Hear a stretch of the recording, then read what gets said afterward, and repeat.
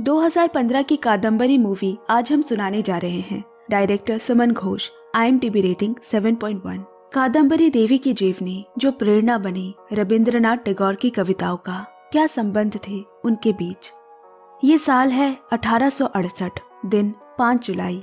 एक छोटे से मामूली घर से जमींदार घराने की बहू बनकर जोड़ा शंको ठाकुर बाड़ी में आई 9 साल की कादम्बरी, जिसकी शादी हुई है मध्य उम्र के ज्योतिरिंद्रनाथ टैगोर से। बड़ी बड़ी आंखों से डोली के अंदर से अपनी नई दुनिया को झांक रही है कादम्बरी। ये बिल्कुल वैसा ही था जैसे किसी छोटी नदी की मछली का एक बड़े से समंदर में मिल जाना। दिन भर आयोजन में इतने बड़े बड़े लोगों के बीच कादम्बरी की नजर उसी के हम उम्र के गोल मटोल लड़के पर पड़ी, जो काफी देर से छुप छुप कर घर की नई बहू को देख रहा है। ये ज्योतिरिंद्रनाथ के छोटे भाई रविंद्रनाथ टैगोर है और रिश्ते में कादम्बरी के देवर, जिसे प्यार से लोग रवि कहकर बुलाते हैं। धीरे धीरे कादम्बरी इस घर के रंग ढंग में ढलने लगी, मगर फिर भी एक छोटे बच्चे को जैसे दोस्त की कमी महसूस होती है, जिसके साथ वो बिना किसी मर्यादा के घुल मिल सके। वो कमी इस घर में केवल रवि ने पूरी की। दोनों साथ पाठ सुनते, खेलते कूदते, यहाँ तक कि लड़ते और झगड़ते भी है। इस घर की मछली बहू गणनंदिनी, रूप से अपूर्व सुंदरी, गुण से परिपूर्ण, पढ़ी लिखी, जैसे भगवान ने कोई कमी ही न रखी हो। मछली बहू और कादम्बरी के पति, इन दोनों भाभी देवर की आपस में बहुत बनती है। वो इतिहास की, साहित्य की, खासकर शेक्सपियर के उपन्यास पर घंटों बैठकर चर्चा करते, और ये बातें कादम्बरी के पल्ले ही नहीं पड़ती। उसके समझ में सिर्फ रवि की बातें आती। लाजमी भी है दोनों एक ही उम्र के जो ठहरे। मछली बहू के पति यानी कादम्बरी के जेठ सत्येंद्र नाथ को कादम्बरी नई बहू के रूप में इस जमींदार घराने के लिए उचित पात्र नहीं लगती, लेकिन पिता के फैसले के सामने सबके हाथ बंधे हैं। कादम्बरी के पिता इस घर के नौकर है, पर अब तो ये बेटी का ससुराल बन चुका है और जल्द ही उसका यहाँ से दाना पानी भी उठ गया। पिता के चले जाने का दुख भी कादम्बरी किसी से बांट ना सकी। तब रवि की बदमाशियां उसका मन बहलाती, उसे हंसाती, और इस तरह समय के रफ्तार में दोनों युवा अवस्था में पहुंच चुके हैं, लेकिन बचपने की आदत गई नहीं अभी तक। कादम्बरी का पति काम के सिलसिले में महीनों बाहर ही रहता है और वो उलझी रहती है घर, किताबों और रवि में। कादम्बरी ने हमेशा अपने पति को खुद से एक स्थान ऊपर रखा, जैसे वो उनसे प्रेम नहीं उनकी पूजा करती हो। शायद इसी फर्क की वजह से उनमें कभी पति पत्नी का प्रेम उभर नहीं पाया और ना ही एक दूसरे को इसकी जरूरत ही महसूस हुई। धीरे धीरे कादम्बरी में निखार आने लगा। अब वो झल्ली सी रहने वाली कादम्बरी रूप यौवन में मछली बहू को पीछे छोड़ गई, और ये एहसास मछली बहू को अखड़ने लगा है। तभी तो वो उससे कटी कटी रहती है। घर की सबसे बड़ी बहू साहित्य में बहुत रुचि रखती है। उन औरतों में से है जो पुरुष प्रधान समाज में लिखने का साहस करती है, पर इस व्यवस्था में उनकी 28 साल की बेटी उर्मिला नौकरानी के हाथों पलने लगी। मगर कादम्बरी को उर्मिला से बड़ा प्रेम है। वो रवि के लिखे कविता को गीत बनाकर उर्मिला का मन बहलाती, उसे पुचकारती, क्योंकि संतान का सुख अभी तक कादम्बरी की झोली में नहीं आया है। वो अपने पति की नजरों में आने के लिए सजती है, संवरती है, यहाँ तक कि साहित्य में भी रुचि लेने लगी ताकि उनके बराबर आ सके। एक दिन कमरे में कादम्बरी ने ना जाने कितनी बातें कही, लेकिन वो तो किसी और ही ख्यालों में खोया है। कोई जहाज कंपनी बनाने की सोच रहा है। पर जैसे ही मछली बहू अंदर आई, वो बिस्तर से छलांग लगाकर उठ बैठा और बड़े ही उत्साह से उसे ये सारी बातें बताने लगा, जैसे कादम्बरी वहाँ मौजूद ही नहीं। ये बात मछली बहू भी खूब समझती है और कादम्बरी भी। इधर रवि ने कब कविता लिखना शुरू किया और कब से नई बहू कादम्बरी उसकी प्रेरणा बन गई, मालूम ही नहीं। अब तो विभिन्न पत्रिका में आए दिन उसके लिखे लेख भी छपते हैं। जब रवि उसे पढ़कर सुनाता, कादम्बरी का रोम रोम खुशी से खिल उठता। चलो, कहीं तो उसकी जरूरत है, कहीं तो उसे तवज्जो दी जाती है। और इस तरह जिंदगी से एक हिस्सा चुराकर दोनों अपनी ही दुनिया में रहते, कभी घंटों बातें करते हुए दिन को ढलते हुए देखते। अब तो कादम्बरी ने अपने पति के पास जाने की कोशिश भी छोड़ दी। एक कलाकार को उसकी प्रेरणा और उस प्रेरणा को उसकी सही जगह देने वाला मिल जाए तो दुनिया की सुध-बुध किसे रहती है। लेकिन घर के बाकी सदस्य और नौकरों को उनका हंसना बोलना अखड़ने लगा। लोग बातें सुनाने लगे, उनकी दोस्ती को गलत नाम देने लगे।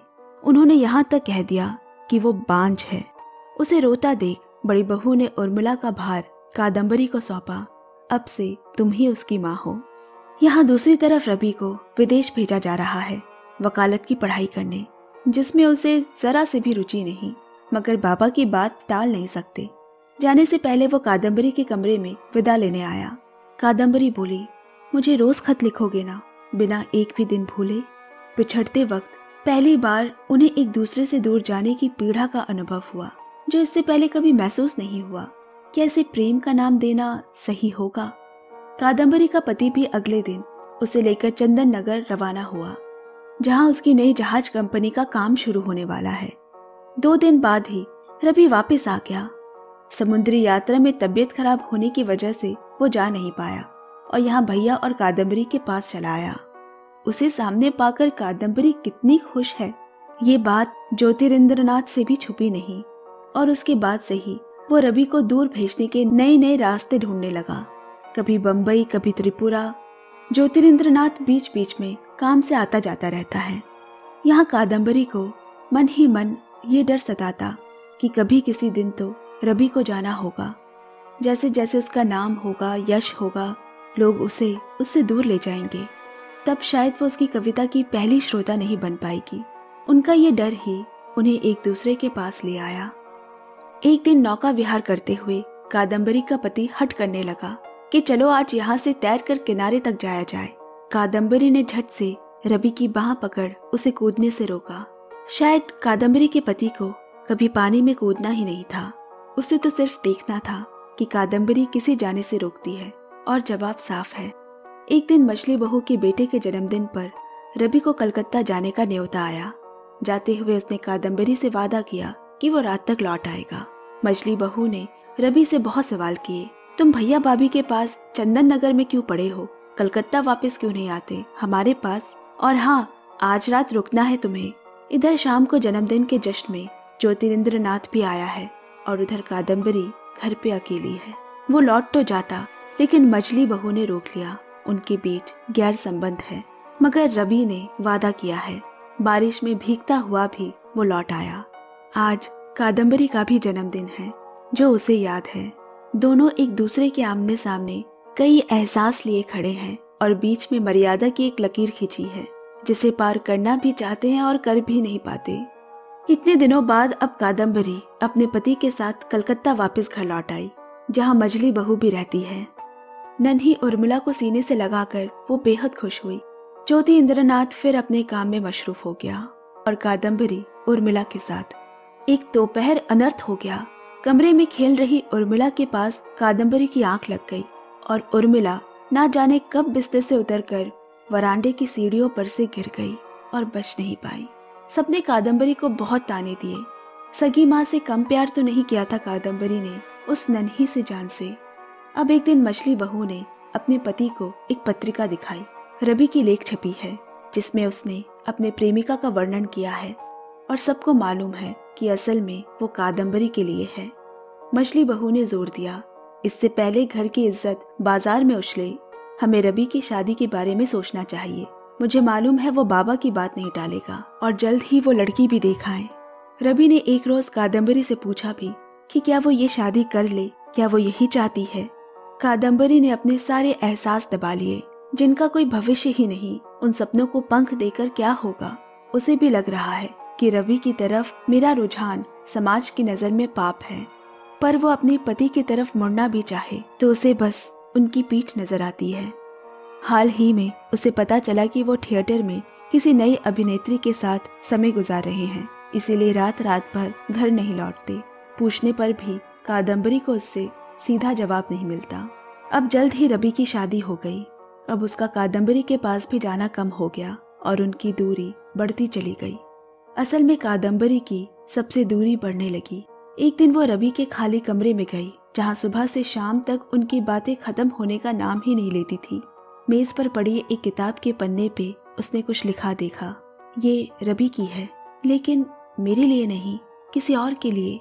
उस दिन उसे एहसास हुआ कि वो इकलौता रिश्ता जो उसका अपना था वो खो चुका है और कादम्बरी भी खो गई है। चुपचाप अपने कमरे के अंधेरे कोने में खड़ी कादम्बरी एक बार फिर उस अंधेरे से खुद को निकालने की कोशिश करती है। एक बार और हिम्मत की जाए रोशनी ढूंढने की। आज शाम ज्योतिन्द्रनाथ की जहाज कंपनी का उद्घाटन है। उन्होंने कहा था तैयार रहना, मैं लेने आऊंगा। आज कादम्बरी खुद सजी, जैसे बुझने से पहले दिया फड़फड़ाता है।